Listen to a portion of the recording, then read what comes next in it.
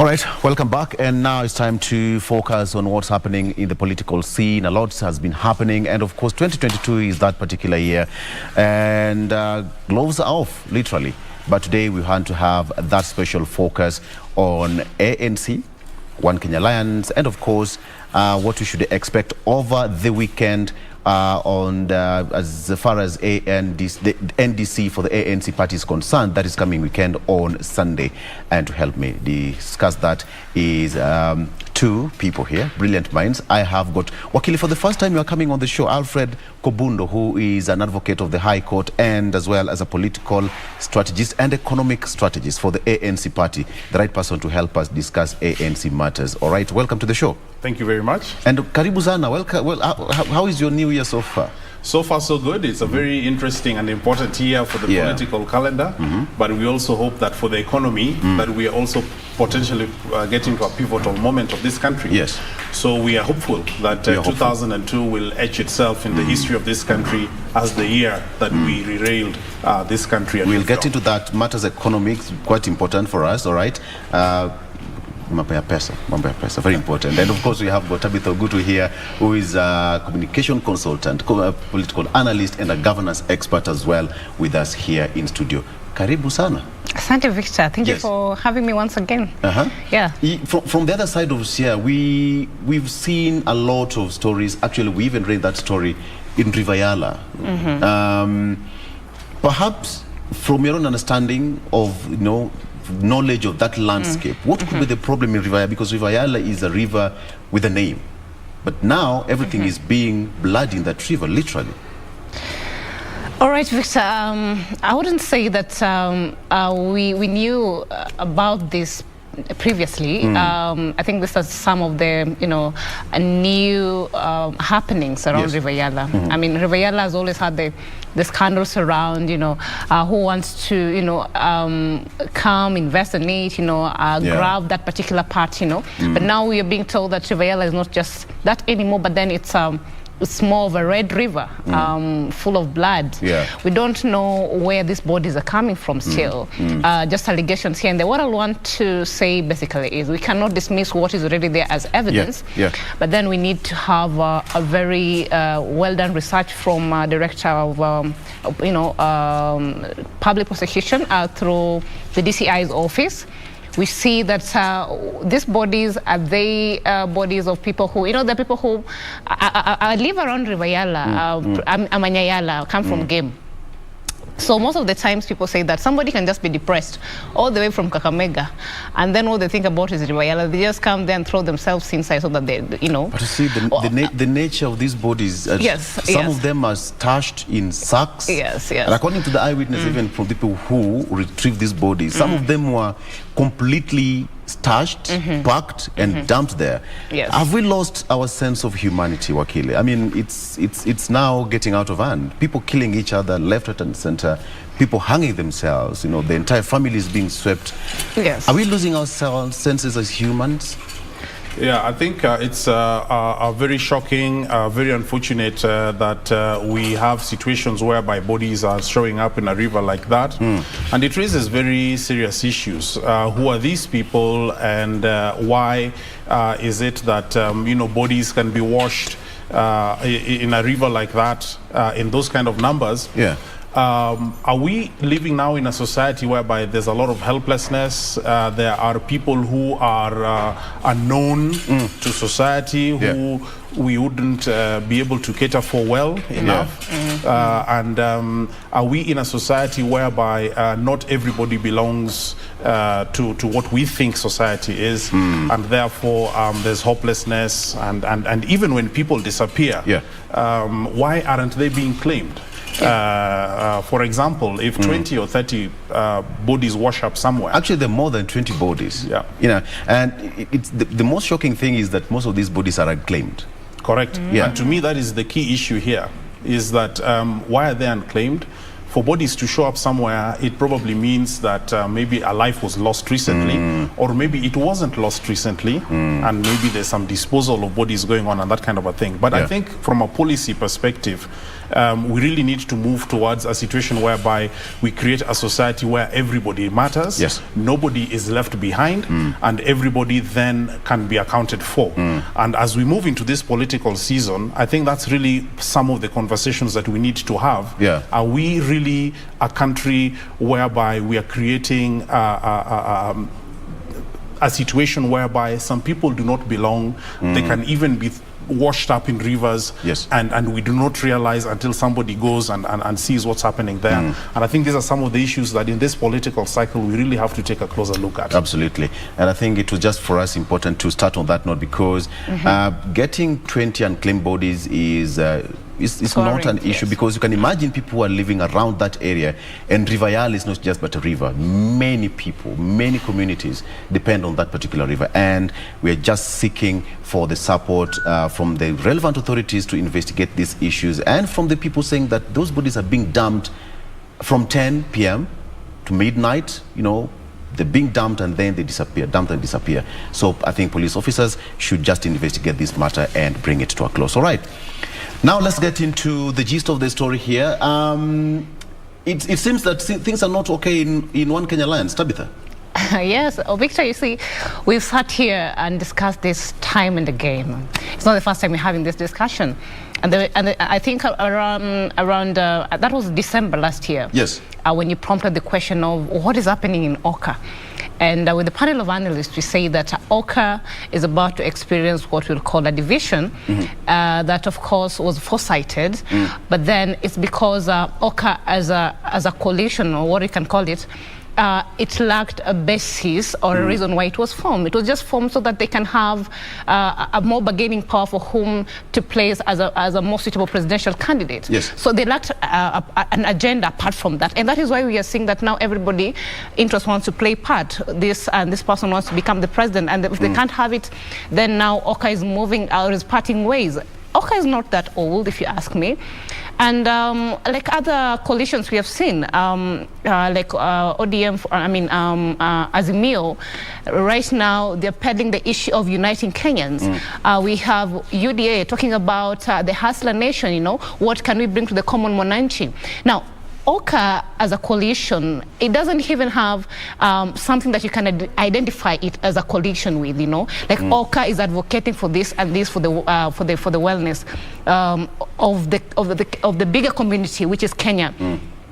Rather than just a presidential candidate, and that is the reason why we are seeing the fallout. Yeah. Now, as we talked about this, I think in the previous conversations we've had in this particular show, we said that there is a probability, of course, of the OKA principle shifting ways, and we even gave our probabilities. And of course, as you can see, Victor, I think you can bear me witness. Prophetess. Yes.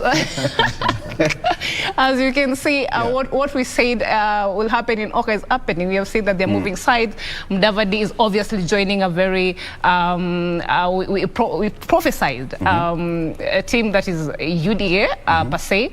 But we are waiting for the earthquakeness. You know, when Mudavadi said he's about to surprise us with a political earthquake, I had somebody saying that we're even worried if you travel around in Nyanza those times, the earthquake can find you before you get to Siaya, because we do not know what kind of earthquake Mudavadi can pull out. But that is a fallacy, because there is nothing new Mudavadi can bring on the table in terms of earthquakeness that we can say can shake the waves of this country. That is for me, that maybe now in this conversation, if you'll give me a minute or two to now maybe dissect into what Mudavadi will tell us as an earthquake, then we can talk about it here. Wakili is here, and you've just started the hornet's nest, honestly speaking, Tabitha, because he's at the center of ANC party. What is this earthquake you're talking about? Well, thank you very much for that. Before we even go to that, let's ask ourselves, where are we as a country right now? And are we headed the right direction as a country economically? We've just spoken about River Yala and sort of some of the societal issues emerging from that. So even before we go into the issue about the earthquake, we are already in an earthquake of sorts. whereby we have a country that's headed the wrong direction, the economy is stuttering, corruption is at its highest levels in several decades, and Kenyans have a sense of hopelessness. To me, that is an earthquake enough. And we then should focus on the fact that, given that we are where the country is, what is the best way for us to get out of that mess, and who is the best candidate for us to be able to latch onto that is credible enough, believable enough, and has a serious plan for us to be able to get out of the mess that we are in. And that is where the Amani National Congress is focusing its debates on. It's focusing its projections for these elections, and that is the issue, the economy, where about you should expect the earthquake to come from. So why are you adding more Kenyans, earthquake after another earthquake? I mean, well, it is very important that in situations of despair, situations of hopelessness, that the solution should also similarly be strong and impactful. And I think if you look at the word earthquake, what basically Honorable Mudavadi is saying is that given that we are in a situation of hopelessness, helplessness, fatigue, a bad economy, and not knowing exactly where we are headed to, then he is saying that he has solutions to that problem. He has the credibility that allows him to address that particular issue, and he has a clear plan for us to move forward. To me, that's as earthquake as anything can get, and that is what Kenyans on Sunday, before you tune into some football, tune in also to the National Delegates Conference and listen, so that we can see where we are likely to head to as a country, and compare that with the other solutions that other parties are offering, and let's see which one is the best, and let's make our minds, vote, and start the process of national healing and restoring our economy. Tabitha, you're shaking your head as Wakili is speaking. Perhaps the earthquake is quaking your head in this matter. Absolutely. I would like to say that the school of thought of Wakili, that is how Mudavadi should be reasoning at the moment. Actually, if he is watching this, then I think you should be a personal advisor to him as a leader. And then he would have come out clearly and told us, as citizens of Kenya, that I'm about to unleash an earthquake that will bring us economic revolution. But in his own words, he said, I'm about to, bring a political earthquake. He didn't say economical revolution or anything. To mean, for us as a country, or rather, we are respecting him, because now we are talking about the politics of OKA. What is it as ANC politically? What direction are they taking? Right now, him is not focusing us. Mudavadi has been known, Honorable Mudavadi has been known as one of the credible leaders with the best minds, if you ask me. And even the economic policies and even strategies around that, we have seen him come up with that, and is one of the sober leaders we have in this country. It's so undebatable. But in this particular scenario, when he told us that he's about to unleash an earthquake, we are expecting that the earthquake in this case, if you'll ask me, and even our fellow Kenyans, they will tell you that this earthquake should tell us what is the way forward. Is it going to be a president, or is it going to deputize another person? What is his fate?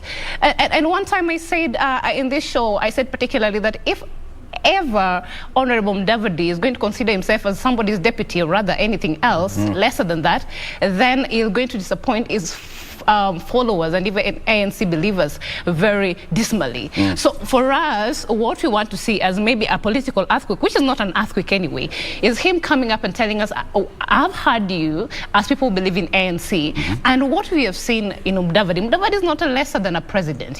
Those are some of the people we should see in the forefront, wanting to vie for this particular seat. It's not a two-horse race as many people want to put it. Then it should be also a horse there, because we have people believe in his mind, like Wakili here, and what he can bring, and I honestly have no doubt that he'll serve as a good president. So his earthquakeness, as we like to call it, it's a political one. So that is one of the things we expect from maybe his speech come 23rd.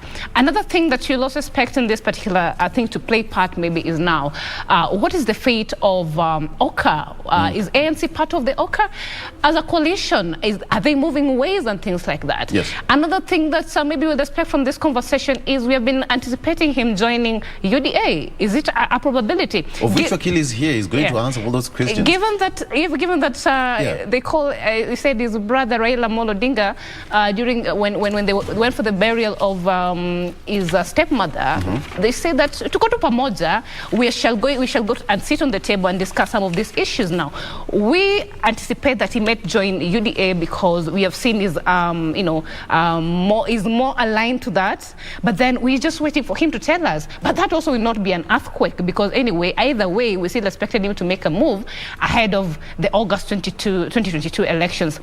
Nevertheless, as we speak moving forward then, we do not expect any earthquakeness from Honorable Mudavadi. It was too huge a word for him to use. All right. Wakili, what do you make on that?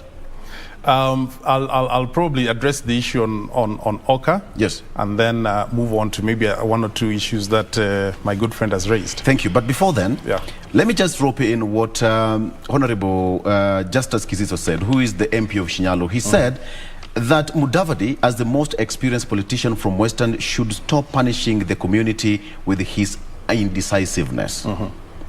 What do you make of that point?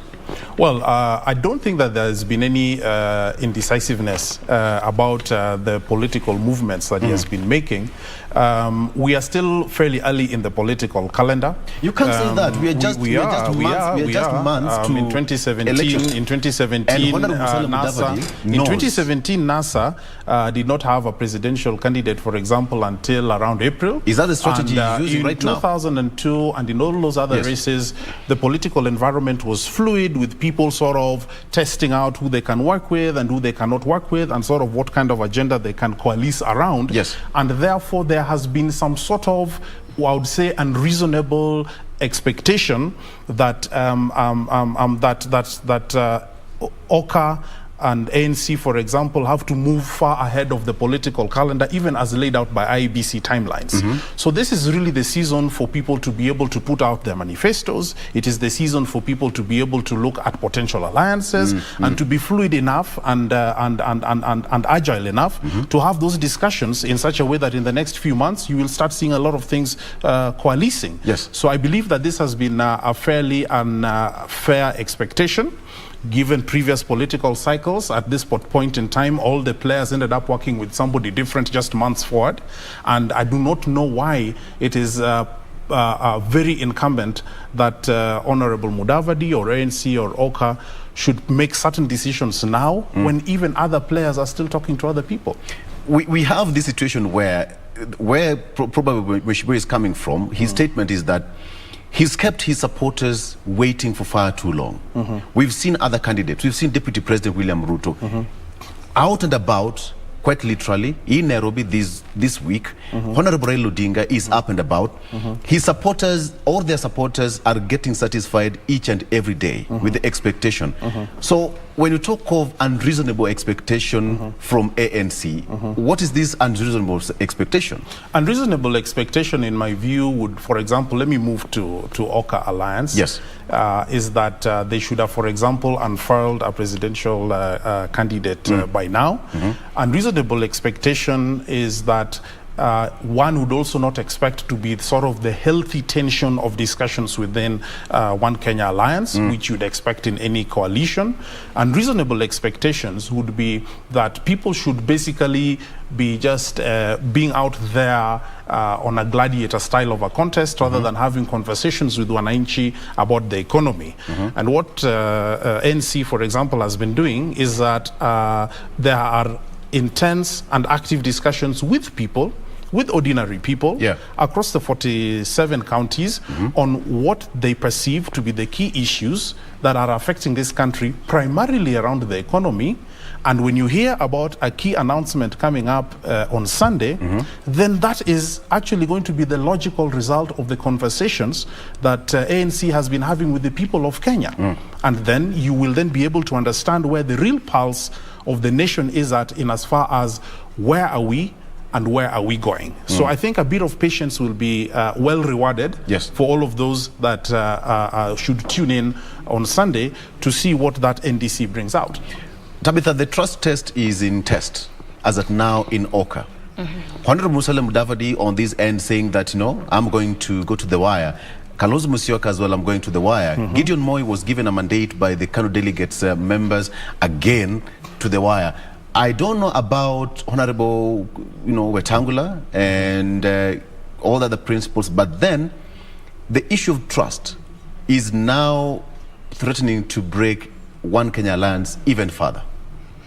Yes, absolutely. Let me just weigh in on the question you asked Wakili, and you played smart around it, and I understand where he's coming from.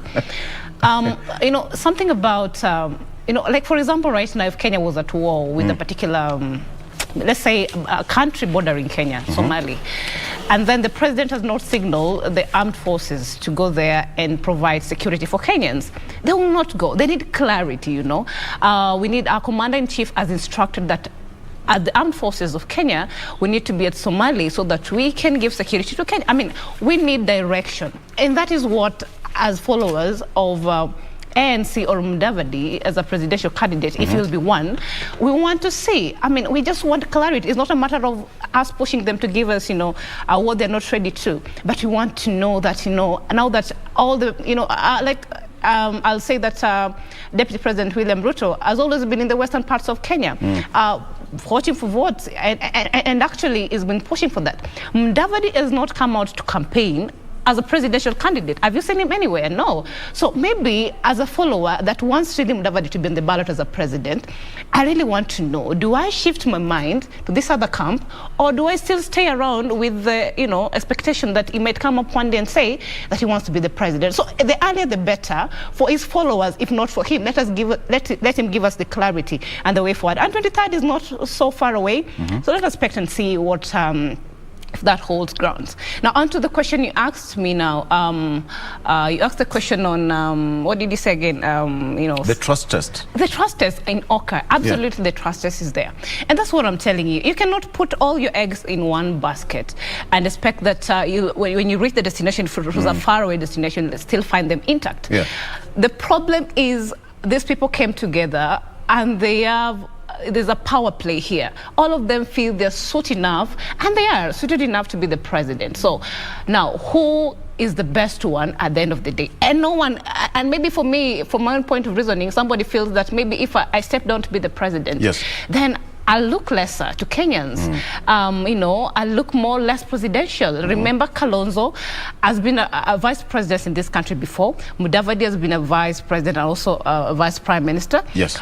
We've seen these people at the forefront, and they are presidential in their own ways. So the problem is that now they formed OKA. And that's why I told you, they did not have any other thing apart from just wanting to appear as a powerhouse or a power coalition to vote for one of them to be a president. And that was the problem from the start.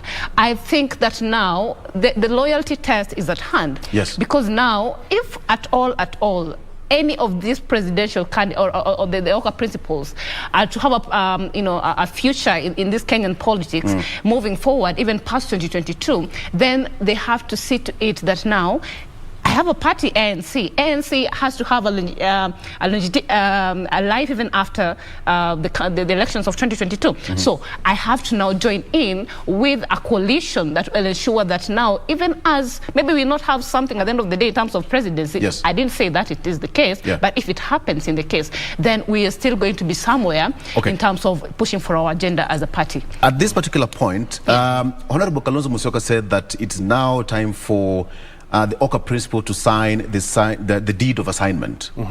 And having that deed of assignment means that One Kenya Alliance is going to be registered.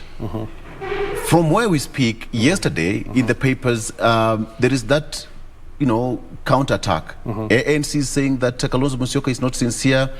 Wiper saying that, ANC as well, 1 foot in, 1 foot out. How is this going to happen? It will resolve itself using the normal procedures in coalition building, where you expect those kind of tensions to keep on arising. That is evidence, in my view, of the fact that there are things to negotiate over, there are things to agree over, and there are troops to be rallied around over a particular thing. So to me, those kind of debates are quite healthy, and they will resolve themselves. the two key issues that I want to raise in as far as this election cycle is concerned, and all the political players, there are two words that we've spoken a lot about over the last 20 or so minutes. The issue of the word trust and the word decisiveness. Now, if we go into the word trust and the word decisiveness, if Kenya is in a place whereby we all agree that we are headed the wrong direction, the question then is, then who can we trust to be able to derail this country and to be able to set us on a path of economic prosperity? And what is trust exactly?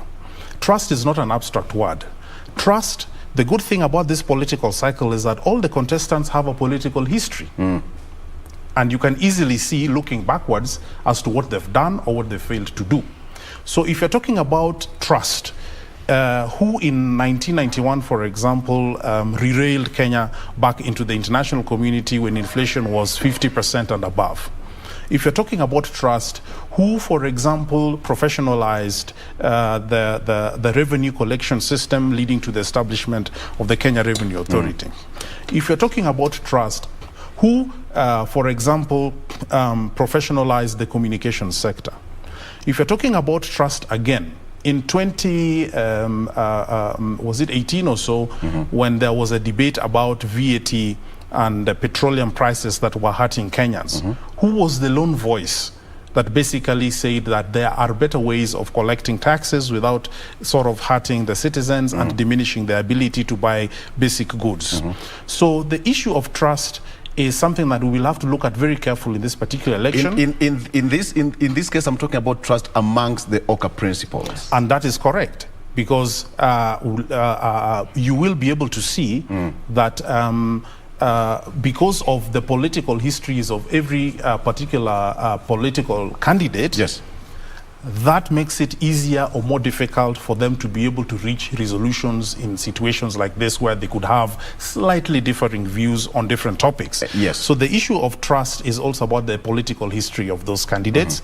In my view, they should be able to resolve these particular issues at... Time is running out, Wakili. Yes, but the electoral cycle says that it's only around April, for example, that many of these things should coalesce. So there's time. Now, secondly is, if we're talking about the issue of, we talked about trust, and I think we talk about decisiveness. Yes. Now, we are in a situation whereby the economy is stuttering. We are in a situation whereby our exports to the rest of the world are going down.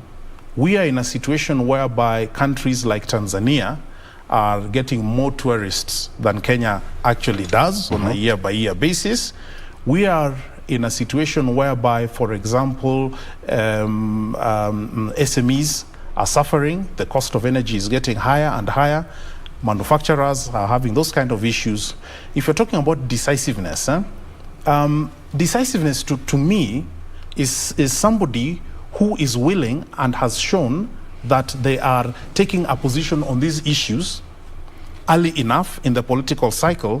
And decisiveness is not just the caricaturized game of playing politics. Now, so if you're looking at who is decisive, who has spoken out very clearly that this is going to be an election about the economy? Okay. In this context, the decisiveness I'm talking about is to satisfy the expectation of the supporters and the followers, politically speaking, because we've not seen him come out the way Tabitha is saying that, Musalem is actually openly saying that he's going to vie for the presidency. But then, is he working with the deputy president? Is he going all alone? Is he going to run on ANC ticket? Is he going to support Honorable Kalonzo Musyoka? Is he going to support deputy president or Raila Odinga? What are the options in terms of decisiveness you're talking about? In terms of decisiveness, he is a presidential candidate. The National Delegates Conference on the 23rd is going to make major pronouncements on that particular issue. Yes. And I think Kenyans should be a bit patient, and those questions will be resolved on the 23rd. But at the same time, there is no such thing as a set of people that one can work with and another set of people that one cannot work with. I think one will have to evaluate as a leader from a political perspective, who helps me get more numbers? Yeah. And from an ideology perspective, whose manifesto is rhyming as close as possible to mine, whereby combining those basically creates a better advantage for Kenyans. So number one is that he is a presidential candidate. Right. Number two is that the NDC is going to make pronouncements on that candidature. And the number three is that given the status of Kenyan politics as it is now, yes, we should expect that all presidential candidates will be speaking to other presidential candidates, and no particular presidential candidate is out of bounds, because the Constitution, for example, provides for freedom of association and all those kind of freedoms. Tabitha, you're so quiet. I'm just following the conversation, Wakili is trying to... I honestly understand where Wakili is coming from and all that. But of course, as he said, we need to be patient, but at the same time, it's also our right to have the freedom of expression and say what we ought to, as Kenyans, see happening, especially with Mudavadi. Mudavadi is not just a leader like any other. Mudavadi is a very credible leader, if you ask me. And therefore, that is why, even when this talks about him, even maybe say the probability of him deputizing anybody, any presidential candidate, it makes us sad, because we ought to say him, as one of the people who will be in the ballot come 2022. Believe me, the people believe in him, and therefore he should not let those people down. And that is one. You're one of them. But we can say from his words that Mudavadi is a presidential candidate. Yes. I think we can borrow a leaf from what he said. But I don't want Mudavadi to borrow a leaf from Raila Odinga.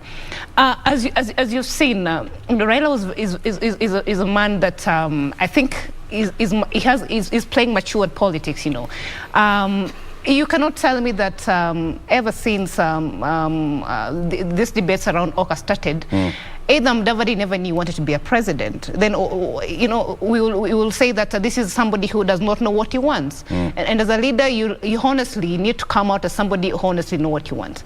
So he knew he wants to be a presidential candidate. What he did not want to come out, like you're saying, the loyalty trust and the trust test, he did not want to come out and talk about it so loudly, because the onset of 2021, they formed that alliance, the OKA alliance. But then nothing is lost still, even when he's having his delegates conference. I honestly, at this point, I would want to say that as we prepare for also the earthquake, we cannot underscore that as we have this discussion. One of the things maybe we'll want him to see from the earthquake is Mudavadi maybe now telling us that now I'm moving from the boardroom meetings and the delegate meetings, and now what else are you bringing us as Kenyans? I think that is where now the economic talks will start, if you ask me, Wakili, because right now Mudavadi is not giving us anything. We don't even know his manifestos at all. So we cannot sit down here and say that maybe that is what he's thinking for us as Kenyans. But then nevertheless, I think what matters for us as a Kenya or as a country right now is the essence of us choosing a leader who will spearhead us forward. Honorable Uhuru Kenyatta has tried in his tenure, the 10 years, to deliver the deliverables. You see, we've seen good infrastructure. We have seen that he's tried to unite Kenyans. We were so divided along lines that were very bad, And at right now, we can look eye to eye as Kenyans and not see our tribes or where we come from, but we see ourselves as Kenyans who have one goal, which maybe is basically to build a united Kenya, to have integration, and also push the agenda, the big four agenda of the government. So maybe those are some of the things that are key pillars, as we even talk about our presidential candidates and who can succeed. Allow me to take a short break, and when we come back, he's the right person to help us talk about the issue of manifesto you've talked about, because so far we've not had his manifesto. And just a sneak peek of what you should expect on 23rd. I will still dig deeper and know what is this earthquake is all about, and whether I should be prepared and move to a safer ground. Okay, we are coming back with Wakili here and Tabitha Ogutu after a very short break. Stay with us.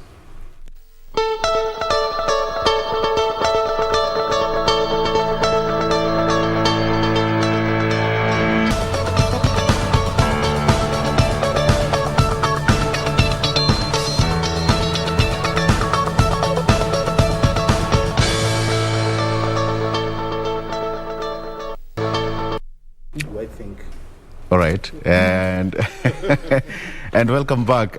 Just having off a discussion here. I can tell you things are okay. So before we went on a break, Wakili, let me just ask you this question. The trust test, of course, is threatening to break One Kenya lands even further. I will still insist on that, but is it going to be reconciled once they sign this deed of assignment? Are they going to come together? I have no doubt that they will maintain some cohesion after that, and that they should then be able to present themselves as a unified front in the elections.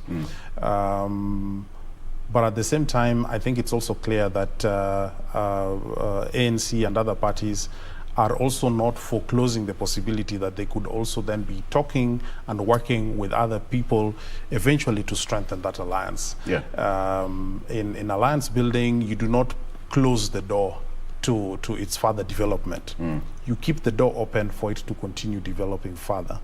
And I think the most important thing here is from an economy perspective. Yes.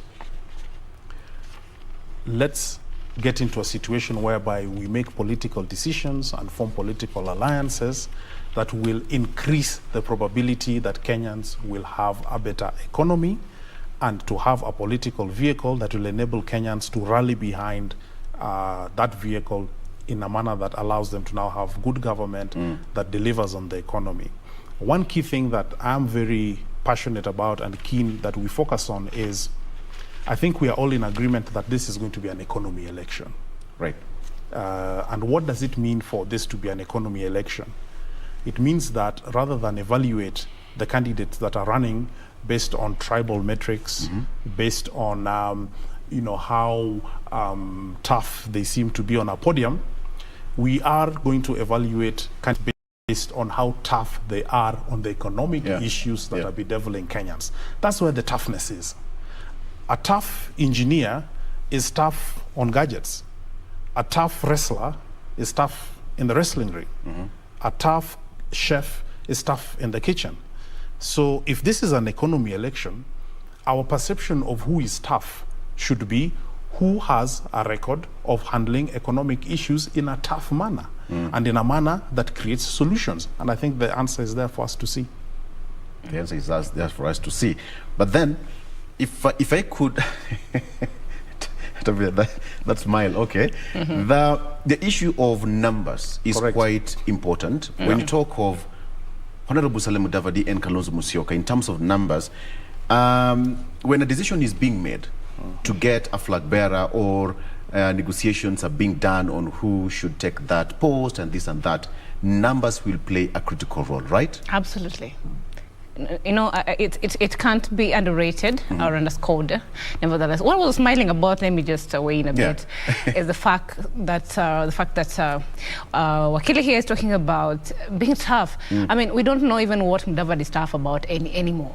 So we are waiting. Economically, Wakili? Yes, I think that the toughness is in being able to stand with Kenyans in tough economic times. You are talking and having on the his resourcefulness. behalf. Yes. No, I'm not talking on his behalf. I'm basically talking about reflections that we have seen over the last 20 or 25 years. Okay. Is that toughness basically means being able to make tough calls, being able to stand alone when what is popular is not necessarily what is right, taking stand measures, and then being able to see that things have improved. Take the cue. So I honestly will say that I'm speaking as a Kenyan. I mean, you know, I'm speaking as a mind of a Kenyan who is very neutral, on very neutral ground. That basically for now, even as a Kenyan youth, I do not know what are some of the manifestos as a youth in agribusiness or in agriculture or in the entrepreneurship space that the Honorable Mudavadi, for now, as maybe a presidential candidate or whatever, what is providing or in the manifestos. But of course, you've said 23rd is not so far off. So I'm yet to know that. And then I shall start speaking that, you know, it has, you know, or our presidential candidates, like we've seen Baba talking about his economic model. We have seen the bottom up from the UDA part. So we can say that we have at least conversations going around from those two other sides. So we are yet to await to see what is he talking about in terms of economies, so that now when we come back here, we can say now, these presidential candidates, now they're pulling muscles. Who and who can deliver, or like Baba said, the third revolution, who can bring it better? It's economic revolution. But I'm not underscoring the fact that Mudavadi is having the best of the best minds that actually can bring change to our economies. We're yet just to see what he has in mind for us. So that one we are waiting to see.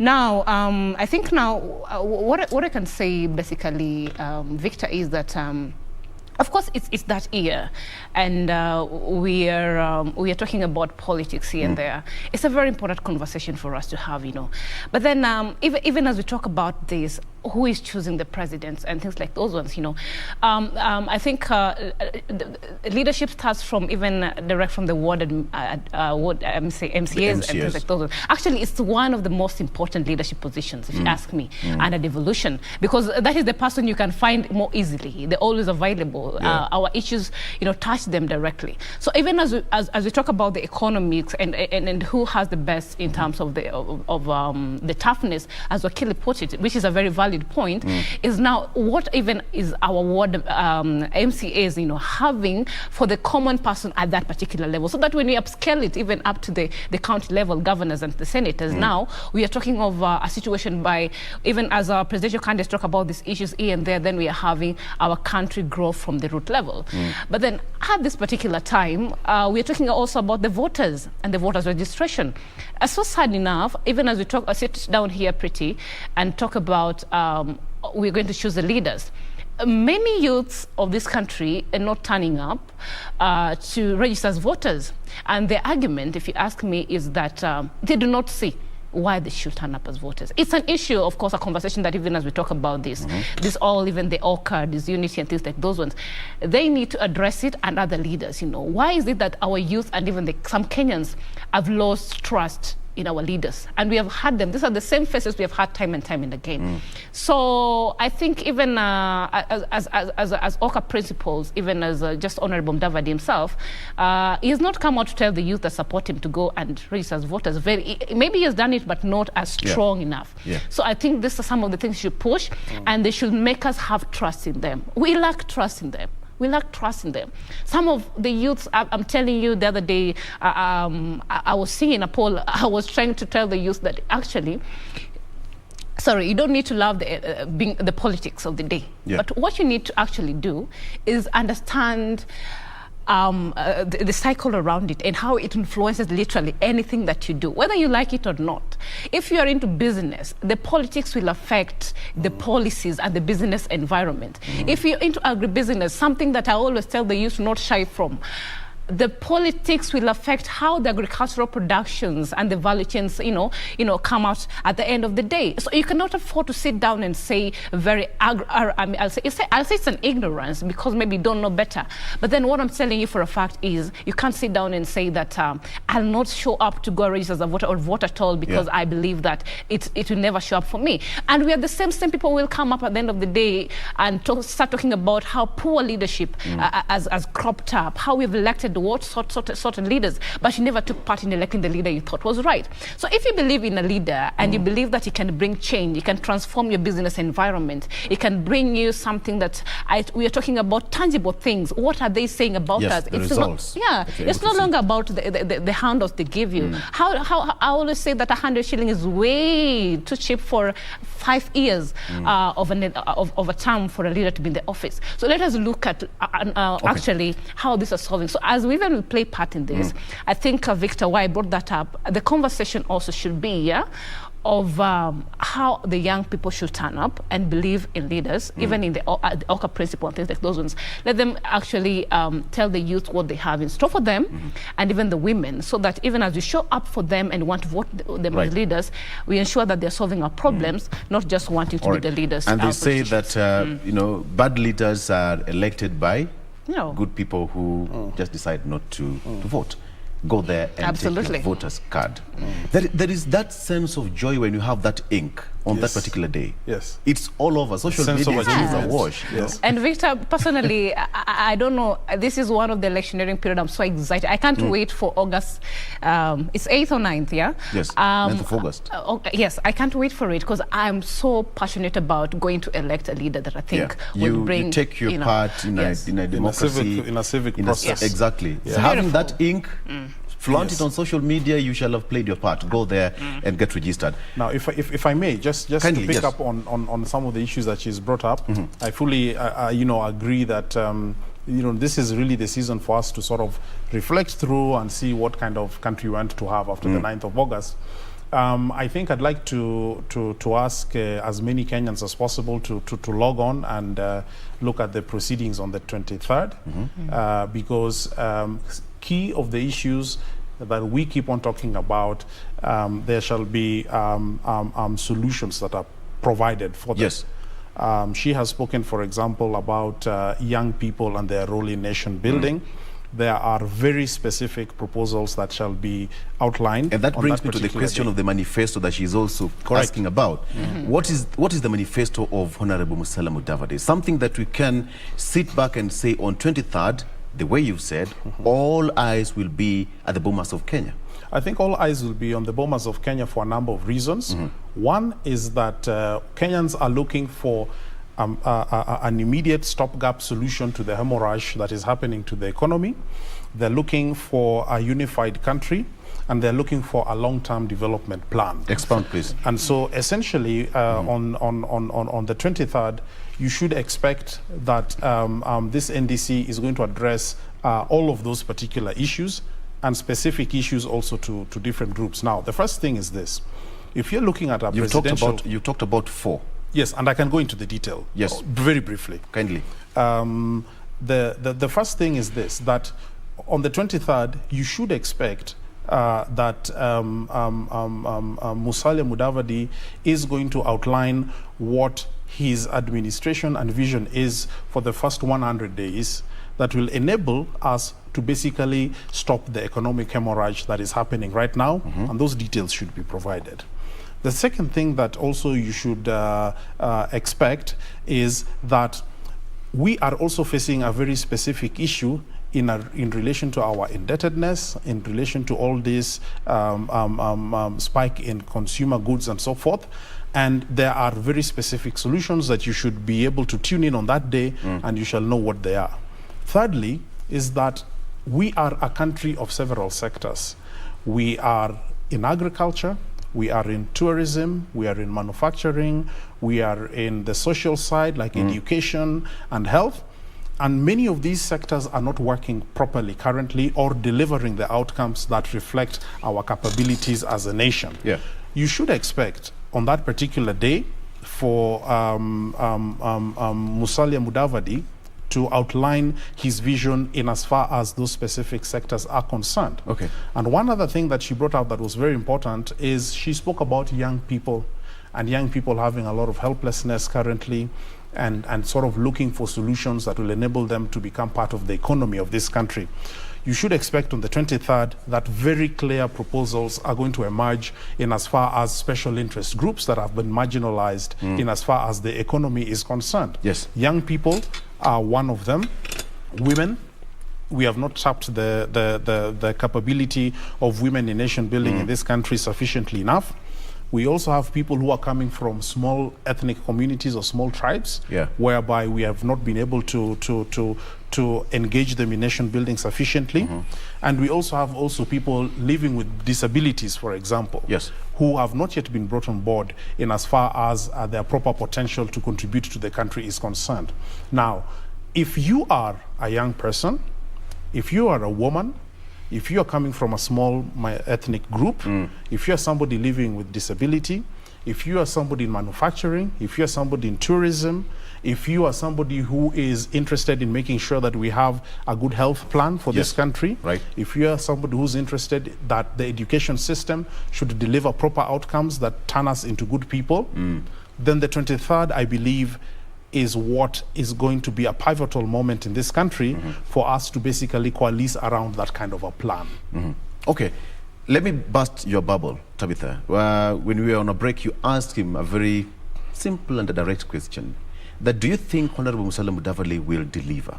Yes, I think he will, because delivery is not just a matter of putting out a manifesto or a plan. And I think that's a very important point that you've brought out. In this season, all political players are going to come up with plans that are developed by technocrats. Yes. Now, when you want to buy shares in a company, you do not just look at the prospectus. You look at who are the directors of that company.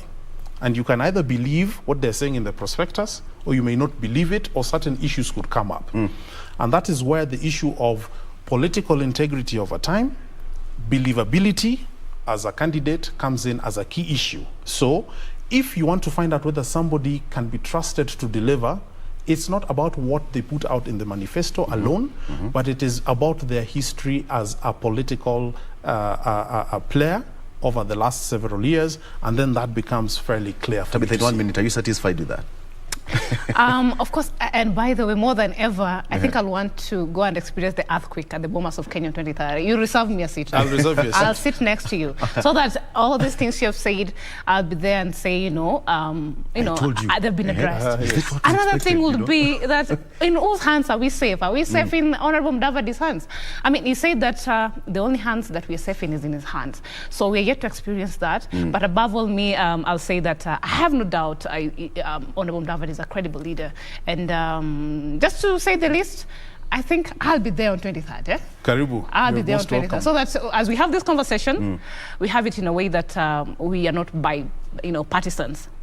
And what I want to encourage the young people, because we formed the, actually, do you know, I was saying the other day in a vernacular, a local vernacular station, I was telling the youth that today if you decide that we want a youthful president and all of us decide to vote for them and then we just leave the other population, we shall have that. So that means we really have the power to give or vote for the leaders who can bring transformation. And it's very important that as this goes on, let us listen to the purposeful discussions and what these leaders are bringing on the table, and all of them after you have decided, not on a tribal look at or look that I have to vote so and so because it's coming from my tribe and things like those ones. Then we have a leader who can push us forward. So 23rd is the date. 23rd is the date, and that is going to be a very pivotal moment in the history of this country. And let's look forward to solutions emerging to the problems that are facing this nation, and let us discuss them and let other candidates also provide their reaction to that. One very flattering thing is usually that when you see mantra, for example, that have come up like uchumi bora pesa mfukoni. After, for example, Amani comes up with that, within a few weeks you hear all the other political candidates, for example, echoing that. So that is flattering, obviously, but we sometimes hope that they could also just give a little credit to the source of some of these ideas, even as they enunciate them. Okay, I want us to bring some kind of a structure here. In that formation of One Kenya Alliance, and without any biasness, who do you think should be the flag bearer, the deputy, in which particular order? Well, because I know you're going to start with Musalia Mudavadi. Well, I think to me that question also represents sort of the wrong focus that people are having in as far as what is the purpose of different political parties coming together. If different political parties come together and the first thing that is there on the table is how are we going to chop off this cow and who's going to take what part and so on and so forth, that is the wrong reason and the wrong approach around building alliances. I think building alliances has to start off from what do we have in common? Where is the direction of this country headed to? Do we have the political gravitas and sort of the intellectual and political view to bring things together? And I think that is really where we should focus on, with the view that, I think WIPA has had its conference. The NDC for NC is coming up in 23rd. And those issues around who is the flag bearer and who is the deputy flag bearer are things which I believe will be sorted down the line. What I think is more important is, are we getting a coherent message about the economy? Are we getting a coherent message about a plan in 100 days to stop the economic hemorrhage that this country is going through? Do we have a coalition of people who are interested in taking this country forward? That's really the conversation that I would have expected and hoped that our attention as Kenyans are on. Because we are not having a focus on those particular issues, yet on a day-to-day basis, you wake up at 5 o'clock in the morning and you have to walk 1.5 hours to get to industrial area to do heavy physical work. No lunch, no worker safety regulations, no proper breaks, and then you have to walk another 1.5 hours to get back home. And you're not going to use the expressway to get back home. You're going to walk. So why is it that we face very severe personal problems that are brought about by bad governance? But when we now discuss politics, which is the vehicle for us to solve those problems, we're only concerned about who's going to be president and who's going to be deputy, and we're not looking at what the economic platform of these particular candidates are. All right. Okay, I see where you're coming from, and fine. We'll wait on 23rd, and once they sign this deed of assignment, of which Kalonzo Musyoka said that now should be the binding document, we'll see how it will go. There is that supreme battle. We can't run away from that. The second day that the Supreme Court is now handling the issue of the BBI. Tabitha, what should you expect? Yesterday, both the appellants and the respondents said that the time allocation was not sufficient for them to submit. All right. But then, first of all, I wonder why you did not ask me the same question you asked Wakili. Feel free. He gave his economic point of view. Feel free. I've been waiting to give now my my sort of political point of view. Yes. What you're asking basically, I think also in another point or another view is politically, who do we see as most not in terms of anything else, but presidential is a matter of pulling numbers. Who can pull more numbers? If OKA were to at all give any of them a flag bearer? In their own structure. In all structures, and that is where the issue of maybe Kalonzo or whatever is coming up. So I think that is also some perspective we can take to look at that issue. So we can have it at that point. I think we were looking at some figures there, and we were seeing that in his own backyard, as Honorable David, he's lost touch a little bit, not at all 100%. You can just go back there. Back there. So I really honestly never meant to take you back there, but now what can I do? What can I do? But actually, it's 10%. It's 10.7%. And what does Baba have there? 40.2%, and William Ruto has, the deputy, say 38.7. But Wakili will argue and tell you that those are just polls. Let us wait for the general election polls, and it's okay. Let us sit down and wait. But at the same time, we cannot play blind to some of these key figures. So what I'm saying in a nutshell is maybe why Honorable David is really losing it in his own backyard. We have not said he's lost it at all, because we have strong supporters of Honorable David, is because he's not been very clear about what he really wants in his bid. And I think, like we said, the earlier the better. As we said that it's a date, and I'll also be there. Victor, I'll be back here to tell you what I experienced and heard from that point. Very well. Now, you asked me something related to the BBI. Exactly right. I always say, and I'll still say, that the BBI, like any other document, it was a document that I think I took part in conversation about, especially matters youth and women. And how it was making sure that this plays part in it. So we'll not say that it's a completely 100% a better document, because nothing is ever 100% perfect, But it had some very wonderful things that, if at all we were to look at a perspective of not political view or political affiliations, then it will take us somewhere as a country, because we are saying that we have to have a homegrown constitution that addresses our issues head-on, and that is what BBI was trying to bring part. So as much as the legislatures are complaining about time and things like that, and the correspondence and all that is playing part, we only hope that everyone and all the players in this are given enough time to be able to debate and bring forth their arguments. At the end of the day, we have an evidence-based decision, even as we either put it or shelve it. Baba says that the reggae just took a break. It will be back, the reg of the BBI. So what we're saying that even as it either takes a break or comes back or it passes to some other day, but let it be at a point of, as a country, we have decided that the BBI is not the best thing for us, or as a country, we have decided that the BBI will solve our issues because it had key agendas that were really are going to address our problems, and not let it not be like, because I don't support whoever and whoever who, took part in coming up with the BBI, so, this thing is not my thing. Let us be open to discussion away from politics. That is very healthy for us as a country. All right, Wakili, without discussing the merits of the case, because it's still live in court today and tomorrow, the president said that it was just a dream deferred. Your take on that? And now that, it's on the Supreme Court, nobody saw it coming. People thought that, the High Court or the Appellate Court, it was a done and dusted case, and that was it. And here we are again.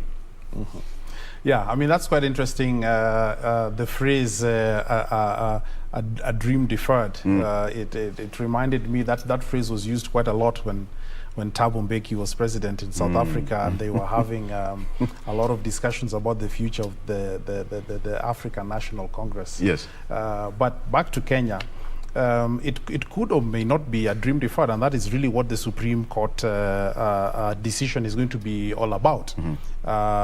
Depending on the decision that they reach, it could continue or it may stop. But I think there are far more important issues that are arising from this current BBI Supreme Court process. One of the things that I love about it is that it is giving us an opportunity as Kenyans to expand our laws. Yes. Let's not forget that laws are made in Parliament. Laws are made by the administrative arm of government, which is the executive, through administrative decisions. But there is also judge-made law, which is part of law. And I think contests such as the BBI allow us to sort of think through some of these things that may not have found themselves into Parliament before, concerning the powers of the president, concerning what consultation really means, and all this kind of thing. So to me, that's a very beautiful process that I love the fact that the Supreme Court is going to provide some direction on key issues that affect the politics, rights, and so on and so forth. The second thing I think that is very beautiful about the court process is that it is also then going to give us a glimpse as to many, or not many, but some of the judges, including the head of that court, is new in that position. And it will basically also give us an early inkling into sort of their legal mind in as far as heavily contentious political issues are concerned, and how they basically resolve them and what basis they use to resolve them. And I think from somebody who's interested in the political process, people will be looking very, very keenly to see how some of these judges are thinking about some of these issues, because since 2013, there has never been an election that we've held in this country that didn't end at the Supreme Court. It's always a cycle. Yes, so that seems to be where everything is decided. So this is an early sort of inkling into the mood, for example, or philosophies that some of these people may have in as far as very contentious issues are concerned. But finally, on whether it's a dream deferred or not, I think nation building and making proposals on how this country can be made better is something that you'll always expect people to come up with, whether Uhuru is president or regardless of who else is president. The main thing, however, is that I hope that we get to a point whereby we are able to a lot of conversation and consensus around these issues on the basis of give and take. And therefore, when these proposals are made, like the 2010 Constitution, won by about 67%, and every Kenyan felt very good about it. Let's have a constitutional review process, if necessary, whereby we can have 70% of the people voting for it, and them feeling good that they've made an improvement in the governance of this country. And of course, just briefly, do you think, because one of the issues which was being under question is that the president was not supposed to initiate the process. So there are two issues here, as a Kenyan and as a presidency. So which is which? Well, I wouldn't want to go sub judice. I mean, that is one of the central issues that the judges are listening and going to make a determination on. We all have rights as citizens. Yes. And there are also ways in which those rights are abrogated or controlled for various reasons. Right. I think the question then that the judges will have to consider is that can a president act as a president and still exercise in entirety all of his civic and political rights and so on and so forth. Yeah. So that is what they will resolve, and that's as much as I can say about it because it's before the court. Yeah, it's before the court.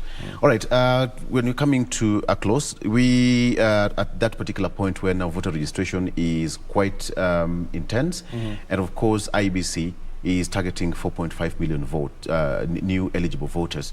Tabitha, quickly, do you think IBC is going to hit that mark right now? Because based on the numbers they had last time, and they did not hit their target mark, and now they're targeting 4.5 million. And you said that most Kenyans are disenfranchised, are asking themselves, why should I go and vote? Yes. What's going out there to change the narrative? I think this is the best way to wrap up this show. Yes. Because now we are talking about things that matters. Even if we talk about the leaders now, if we don't give them, if they're not voted for, then I mean, we're not going to have anything in terms of even economic whatever's, because nobody has taken the voter registration. Yeah. So this is my point. The argument from the ground is, the problem is our leader don't listen for what the people from the ground are saying. Yeah. That one, Jiko, Mama Mboga, we are talking about. She's saying that since she's been electing the leaders or registering as a voter, she's not seen any credible change in their lives. And therefore, the shift is on our leaders. Why don't you come out now? And I said it, I thought I said it when you're talking about even OKA leaders, Azimio leaders, and all those leaders. Let us come out and tell Wananchi that now we have failed you and you've lost trust in us. Now, the point is now we are playing or pledging to be better. And then maybe you can give us hope. For those people who really, and they're really held, I'm telling you, Victor, and they're feeling like it can't. So what I'm saying is the leaders should come out and actually, tell Kenyans that for some of us, we have failed you, but we are promising you that, this and this is what you're going to do to make it right. So just show up. But above all, as a Kenyan, as I said, and I've said, and I keep repeating, as a youth, do not play the point of ignorance that I cannot go and take votes and what that because I feel like our leaders are not going to show up. Then do not complain at the end of the day. But then if you want to be heard and have the change that we so want as young people, as women and all that, I'll want to challenge that this is the point. We need to come out very strongly, and also we need to know that the crop of leaders that come up at the end of the day in all the general election is a reflection of what kind of people we are. So let us just do our democratic right, and hopefully let's hope that we get to get the best out of the best at the end of the day. 20 seconds, please, your closing remarks. Very quickly on the issue of voting, one of the things I really look forward to is us totally abolishing the issue of voters' cards and voters' registration and so forth. Every Kenyan above the age of 18 should have an ID card, and we should just have a system whereby you can use your ID card to vote. You can use your ID card to marry, you can use your ID card to buy a car, you can use your ID card to buy land. Why should you not use it to vote? So plain and simple, let's just have voting using IDs. And number two, as for people also feeling that they do not feel that the process caters for them, let us maybe even consider things like separating MCA and governor elections, separate from the presidential elections, separate from all that, so that we can have a more active political cycle sometimes that allows the voter to connect directly their vote to a local issue, a regional issue, or a national issue, and then that also makes politicians a bit more careful. On the 23rd, there's going to be a plan for how to restore the country. There's going to be a plan on how to ensure that everybody that wants to be part of nation building can be involved.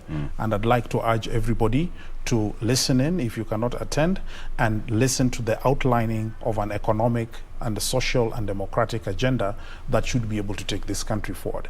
Alfred Kubundo, advocate, ANC economic strategist, thank you so much for joining us on the show today, and welcome again and again and again.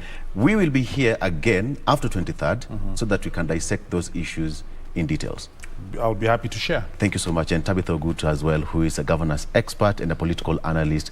Thank you so much for joining us. Thank you for having us. And you, as a viewer, we appreciate, we always wake up with us every day from 6 a.m. Absolutely. We don't take it for granted. We call it a wrap. But in the next few, we'll be going straight to the Supreme Court, where we have got that supreme battle between the learned friends. All right, that's where we say thank you so much for watching us. My name is Victor Lowe. Let's meet again tomorrow. Bye-bye for now.